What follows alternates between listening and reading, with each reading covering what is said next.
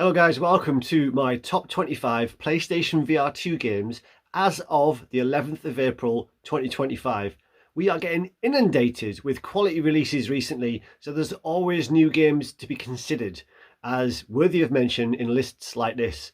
But there is one game in particular that hangs like a spectre over this top 25, and that is Wanderer Fragments of Fate, that unfortunately has released before it was really ready.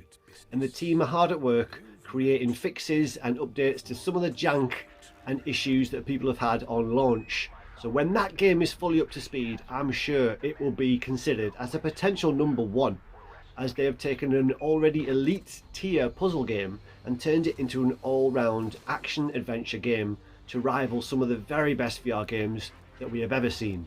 So with that in mind, here is my personal top 25 for PlayStation VR 2. So at number 25 we've got Subside. Now this game is almost photorealistic, beautiful environments. It has you swimming through these serene environments, just looking for coins and exploring and enjoying the experience of swimming through these really gorgeous environments, super clear in the headset. But it soon becomes much more intimidating as you start exploring claustrophobic tunnels, underwater environments, and it becomes more and more challenging and more exciting. So Subside is there if you want something to really show off the ability of PlayStation VR 2 to provide beautiful visuals. Subside is a great choice and it offers a very unique experience on the headset. Number 24 is Alien Rogue Incursion. Now this game is really great graphics, really great environment, great shooting action, and if you're an Aliens fan especially, gives you the toys that you want to be playing with as a fan of those movies. Now, some of the launch reviews noted some problems with it, and the team have been responding to community feedback and have changed things like the enemy spawn rate to make it much more realistic and much more tense. So this game now is a really fantastic choice, and you won't go wrong with Alien Rogue Incursion. Number 23 is Propagation Paradise Hotel. Now this is probably the shortest runtime of any game on this list, but it leaves a huge impression. It's a very atmospheric, spooky, sort of old school Resident Evil vibe as you go through this hotel and encounter very unpredictable enemies and some really engaging boss fights. Beautiful environments, great graphics, it runs really smooth, and this is a horror adventure that you will not forget for a long time.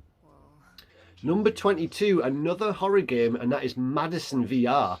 Now Madison had the accolade of being labelled the scientifically scariest game ever made. There were studies done apparently, and Madison was the scariest game to ever been made according to this study, and that was before it came to VR. So with that added immersion and sense of presence and actually being in those game worlds, this is a game that many people struggle to even get through. It is that scary, it is that atmospheric and engaging. So a great puzzle game, great atmosphere, and you've got to have some big cojones to get through Madison VR. That is at number 22. Number 21 is VR Skater. This game, again, runs beautiful, great graphics and frame rate. It really does give you that Tony Hawk's vibe, although the levels are sort of going straight forward as opposed to going around these sort of open environments, although there is quite a decent amount of freedom to your movement in this game. It has a very deep and involved control mechanism system, and it takes a little while to get used to. But once you've got those controls down, the sense of control and the sense of all the abilities that you have to pull off tricks and move through these environments is very compelling, very addictive. But just give it that time to get to the point where you can actually play it effectively, because at first it can be a little bit intimidating. Fair warning. Number 20 is The Light Brigade. This is a fantastic roguelike game that has almost endless content, replayability, a very addictive upgrade system, and really satisfying gunplay mechanics. And I've spent nearly 100 hours in this game, and I've enjoyed every minute of it. And there's still some new content in the updates that I've yet to experience. Number 19 is Galaxy Kart. a game that released with a very small amount of content and some performance issues, but has had a lot of updates since then. So as can be said for quite a few games on this list, you should not, or you can't really go by early launch day or launch week reviews if you go searching for opinions on these games. You really have to do a little bit more research sometimes to see if they've had updates to fix earlier issues. And Galaxy Kart is a standout example of a game that has had a huge amount of content added to it and big increases in performance. It now runs at 90 Hz native, and you get a real good sense of speed in these quite, pretty environments, reminiscent of course of Mario Kart style game, and it is the best VR kart racer available now, and great multiplayer as well. Galaxy Kart is a lot of fun at number 19. Number 18 is Crossfire Sierra Squad, and again this can be said to be a game that launch day reviews do not reflect its current state. It has had a lot of updates, a huge amount of content, some great additions to the options, and you can customize the way you play this two-player shooter to a great degree. You can play it single player as well, but co-op adds even more fun to it, and it gives you that real AAA feeling. It really makes you feel like you're in a sort of modern current gen military shooter with really good realistic graphics and great gun mechanics and physics. And this is a game that will keep you coming back for a long time if you're into first person shooters, military shooters. Fantastic game. Number 17, I've got Horizon Call of the Mountain. This was of course Sony's flagship game for the PSVR2 when it launched, and a great introduction for people who were new to VR, and really showcasing again what this headset is capable of in terms of graphics. Beautiful environments, of course reminiscent of the mainstream Horizon games. This is an offshoot and it is more linear than those main games, but in doing so it focuses in on this experience of traversing up this mountain. Yes, there's a lot of climbing, some people have said that as a criticism, but it is very VR AF to be using your whole body to feel like you're navigating these environments. It's got fun combat and some replayability in puzzle challenges and collectibles, and this game is an absolute showpiece, beautiful to look at and a lot of fun to play. Number 16 is Vertigo 2. Now this was made by a guy who used to work on the Half-Life team, and you can tell because it has some similar elements to it. It's a first-person shooter, a full-length campaign, and it's got so much ingenuity and individuality, some very quirky characters, some very varied, unique environments. It does have a little bit of performance issues on the base PS5 with some dropped frames, but it's not a huge issue, and if you have a PS5 Pro it runs a lot smoother with a lot less performance issues. But Vertigo 2 is a full-length, very enjoyable, very unique first-person shooter campaign game. Fantastic. At number 15 I've got The Seventh Guest. This is a spooky haunted house themed puzzle game where all of the puzzles are environmental and logical, and very, very engaging, very involving, and it just teeters on the right side of frustrating to the point where you feel like a genius when you figure out the solutions to these puzzles. The environments are gorgeous. Another game that's had some significant post-launch patches, so it's now very, very clear in the headset with great graphics, and it has this very unique 3D live action actors integrated into the game worlds. They were filmed from all angles and then rendered, so you can actually walk around these real life actors as they play out these scenes, and it gives you this very unique and fun part of to tell the stories and to see these characters evolve through the game as you go on. But a lot of content, a nice length to this game, a very beautiful puzzle game that was of course a remake of an older game from back in the day. Number 14 for me is Ancient Dungeon. Now don't let the simplistic Minecraft style graphics put you off, because this is one of the most fun roguelite adventures available in VR, with a huge amount of upgrades and customizability to be able to play this game in a variety of ways to your choosing. And it is so addictive to work for those upgrades and to customize your character in any way you want to, and the gameplay itself is just so intuitive and smooth and fun. Everything just works flawlessly. Disclaimer, they are currently patching some issues that came in a recent update. But yeah, this game is one of the most fun times I've had in VR, and it's another that I've got close to 100 hours in. Ancient Dungeon is in at 14.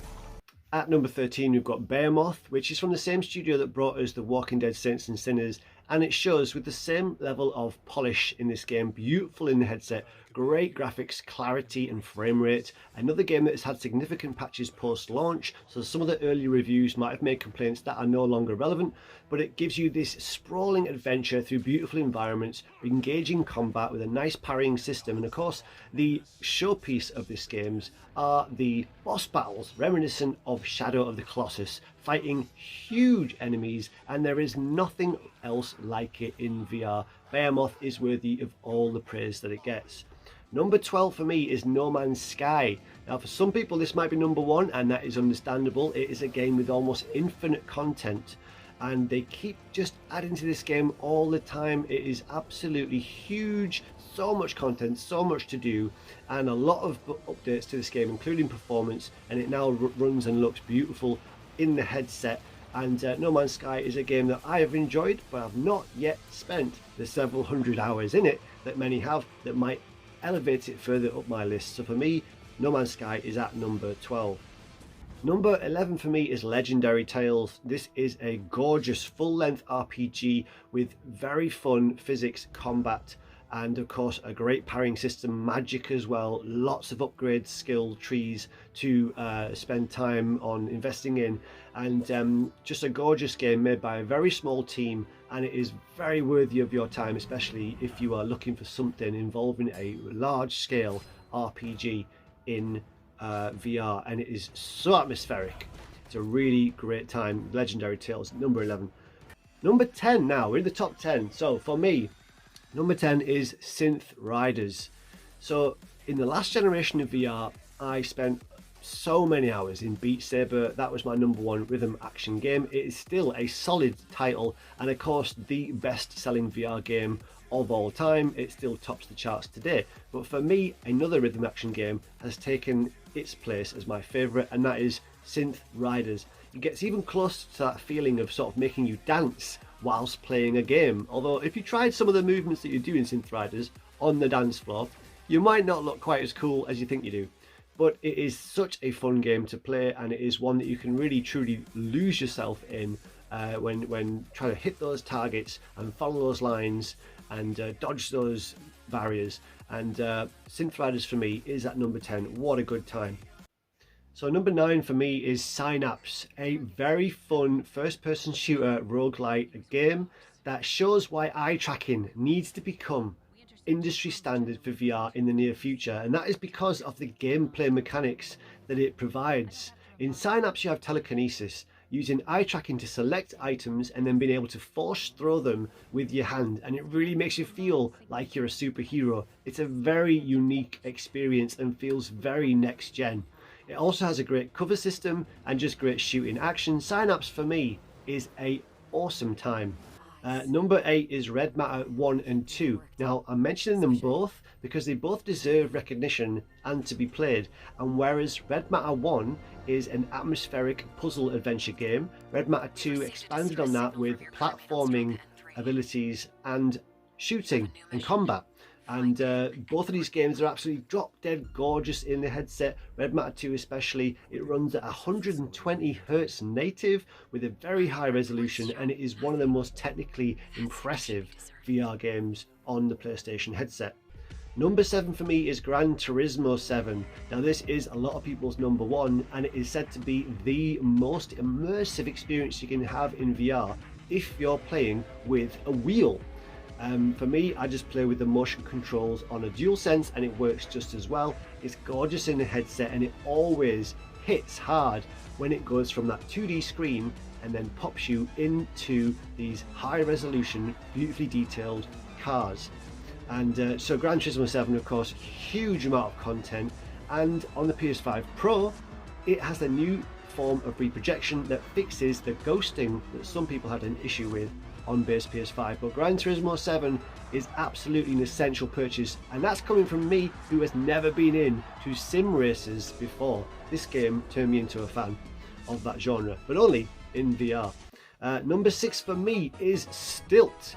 Now this might be a bit of a hot take, it might not be this high up on many people's lists, but for me it is just pure, unadulterated fun, and it is the closest thing that I've experienced to Mario in VR, in terms of just pure platforming joy, and also in terms of the precision of the controls.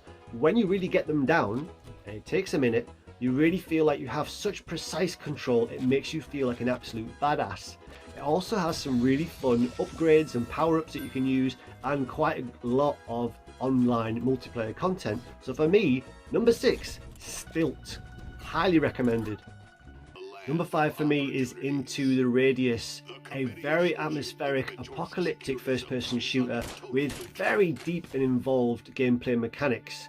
When you go out on your missions, it feels tense and very challenging, but when you come back to base, you can spend time just relaxing and maintaining your equipment, involving cleaning them and of course upgrading. So there's that brilliant contradiction there between the stressful missions and then going back to base and just having some nice chill time and taking care of all your equipment. And that balance for me is just really enjoyable, and has to be noted that you do feel like you can take a risk when you're out on these challenging missions, because you can save at any time, and that really takes some of the pressure off.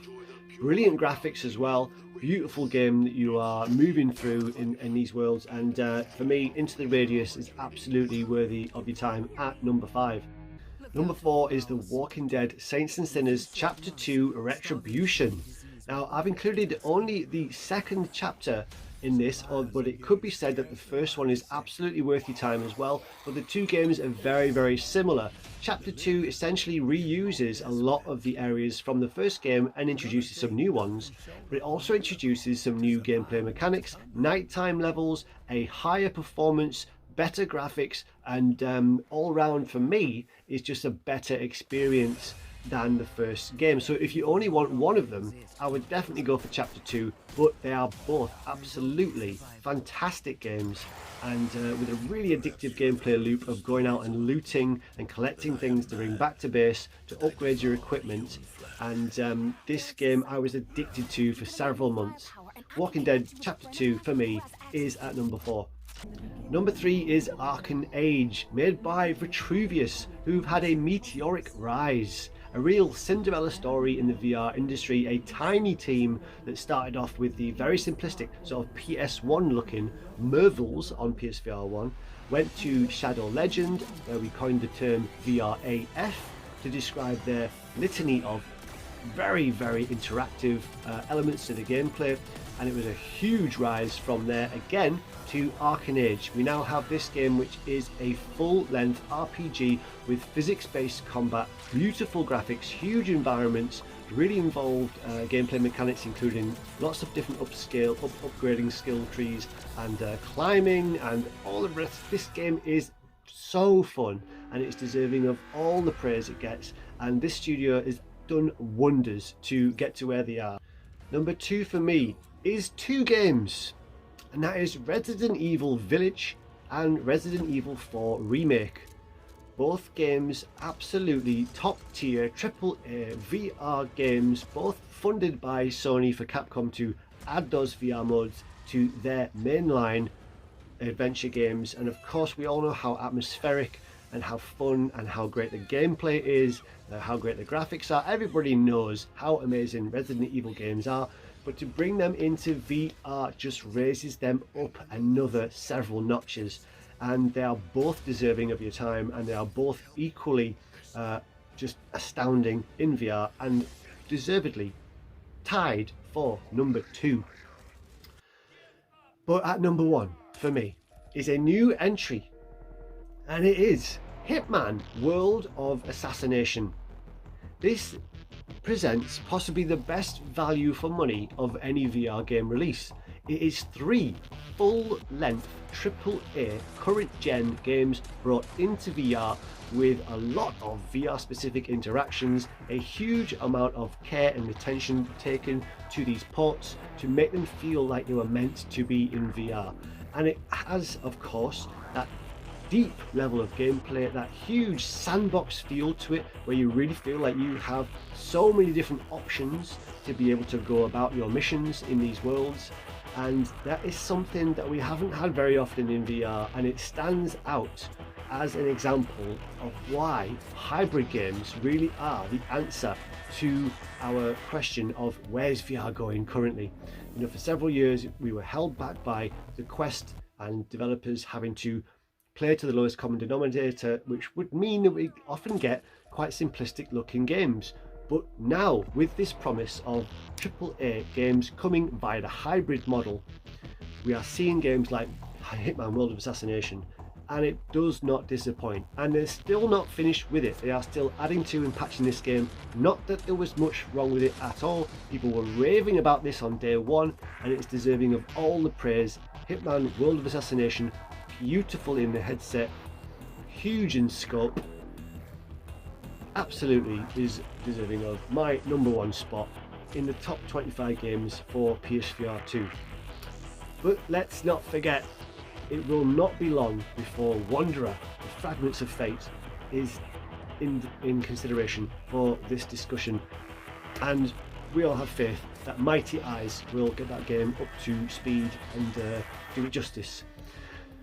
That's it, guys. That's my top 25, and so many more I could have mentioned. Honourable mentions, I would say Genotype, C Smash VRS, Hubris, Arizona Sunshine Remake, Vampire the Masquerade.